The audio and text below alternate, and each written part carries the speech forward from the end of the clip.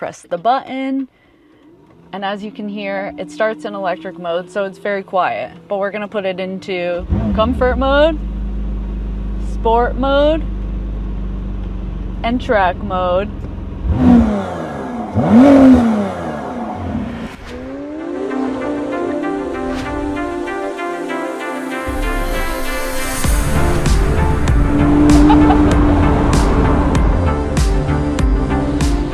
Life is full of important questions like, what's for dinner? Dogs or cats? Electric or twin-turbo V6? And to that I say, why not both? This is the 2025 McLaren Artura Spider, and it is a hybrid. You're going to get that 3-liter twin-turbo V6 paired with an electric motor for 690 horsepower and 531 pound-feet of torque. And if you were to ask me what the vibes were like, I would say immaculate, chef's kiss, no notes. So let's get into it. The McLaren Artura weighs only about 3,400 pounds because McLaren's all about lightweight materials and carbon fiber, but traditionally a convertible adds a lot of weight. This one only adds 136 pounds, bringing this up to just over 3,500 pounds for the whole car, which is pretty impressive. Not only that, but since it's a hybrid, you're going to have your plug on one side and your gas on the other side, which is pretty interesting. If you just plug this in to charge, it's going to take about 7 hours to fully charge the battery, but McLaren has this charging the battery just while you're driving, and we'll get into that a little more later. The 2025 Artura Spider starts at about $281,000 as is, but this, as tested, is around $345,000. It has a ton of upgrades on the exterior and interior, including the calipers. The paint is an extra $10,000 for this Papaya Spark. There's the electric chromatic roof. That fire extinguisher is another $300, so it adds up pretty quickly. It has a top speed of 205 miles an hour, which we are not testing. We are just going to have to take McLaren's word for it. One of the more expensive upgrades on here is this exhaust. This is actually a $5,000 upgrade, and it's just called Sport Exhaust. While we're up at the front here, we are going to talk about the headlights. These are full LED headlights, and they actually look really cool and provide good visibility, obviously. But as you can see, there are a ton of sensors up here, and then there's that camera on the front. That gives you a really clear view of what's in front of the car, which is really helpful to have. I'll show you the 360 view once we get inside the car.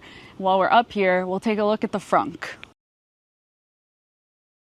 This has 6 cubic feet of space, and McLaren does a really good job of making good use of that 6 cubic feet. This is really deep. Check out this aerodynamic tunnel we have back here. They made it clear so you can see through it, but look, it's got some nice little pass-throughs. Before we go inside, one of my favorite things about McLaren in general are these dihedral doors, and they're really interesting the way that they open up instead of out. How cool is that? McLaren said the inspiration for the interior of the Artura is based on a jet fighter cockpit. So all of the settings and everything that you might want to adjust while you're driving are going to be right at your fingertips here. Even though your steering wheel looks pretty basic, everything is right at your fingertips. You have your paddle shifters here, you have the little stalks here to go through your menus, here's your cruise control, and then up here you have more settings. On the right side, you're going to be able to adjust your drive modes. So you have electric, comfort, sport, and track. And then on the left side, you have your suspension modes, which are going to be comfort, sport, and track. Then while we're over here, you have 4 important buttons. This is your suspension lift, so going in and out of your driveway or going over speed bumps. Then you have your lane keep assist button. There's a lock button and then a hood button over here. So those are also at your fingertips if you need them. Then you have some more light controls on this side, and then there's one more over here that you can adjust your mirrors with. But also, if you press the button in, it's going to bring up all of your cameras on here and on here. So when we push that camera button over here, now you can see the 360 view. You can see our little parking camera. Apparently not. 360 view, so you can see all around the car. And then this over here is the reverse camera that you can see. So it's giving you some guidelines on where to park. If I have one gripe with the camera system, it is that this screen is so hard to see when you're reversing and moving the steering wheel. The view is basically completely blocked, but it's okay. It's very clear. It's nice to have it, and you can use this camera if you need to. Over here you have your central tunnel, so obviously you have drive, neutral, reverse. Your stop start is here, and then your hazard lights, and the layout is just really cool. You also don't really have a park. You have to use your parking brake over here. Obviously we're in park. McLaren says that it takes only 11 seconds to put the roof up, so we're gonna try it. 1, 2, 3, 4, 5, 6, 7, 8, 9, 10, 11. All right, so we've talked about everything that we love on the McLaren Artura Spider, but let's take it for a drive.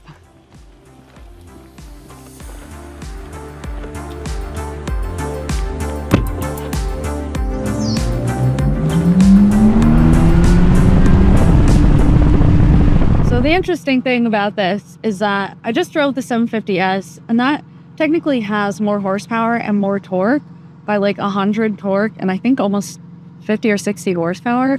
But this one, because of the motor, is crazy.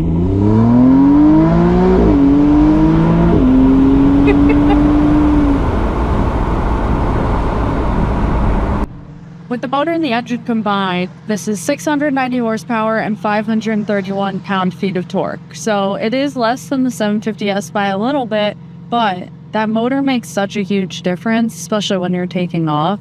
So it's a very different experience, I would say, because you get that instant torque. Also, I have the battery charging up at max right now, because this doesn't use regenerative braking. The engine itself will actually charge the battery. But I'm going to put it in... Oh, I don't want it in track mode right now. I'm going to put it in electric mode. And then I'm going to put this one in comfort. And we'll see how it does. Because it's very quiet. And you can use this. I think that it only lets you use electric mode until 30 or 40 miles an hour. Because then it sort of clicked off for me as soon as I hit 40 miles an hour.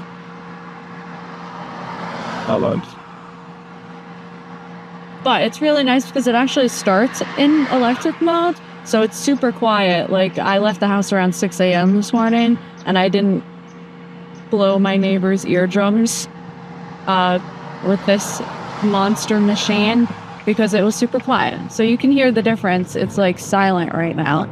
So we'll get up to 40.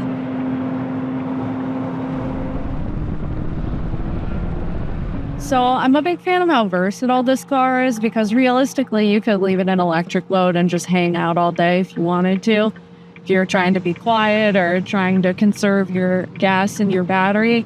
But when you feel like going all out, you can also put it in track mode and just go and have fun. Or in sport mode if you're like me. But I think it's really cool. They did a good job with it. I can see that it says right now it's in electric mode, so charging is optimized for range.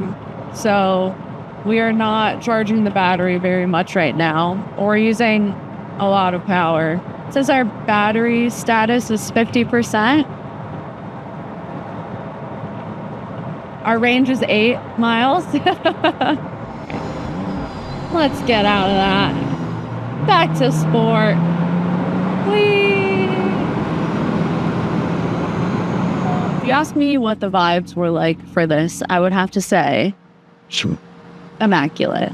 This is definitely a Saturday cruising car. It can be your Monday car too, but with the orange color and all of the different drive modes and everything else that McLaren did for this, the Artura specifically, I really think they did a good job with it. I feel like I say that a lot, but I do think they did a good job with it. I've had a lot of fun driving it, and a lot of the times when I have a supercar, something super expensive like this, because I think this is $425 as tested, it makes me really nervous to drive it in traffic and to just do my daily chores with it. But this one, for some reason, it feels good. It feels not that any of them feel unsafe, but it feels safe. It feels comfortable. If I don't feel like having the engine loud, I can put it in electric mode, and it's nice and quiet, and we're not, you know, wasting a bunch of gas. And my poor neighbors, I'm sorry, neighbors, if you're watching this. So it's just really versatile, I would say. And I love the orange color. So there you go.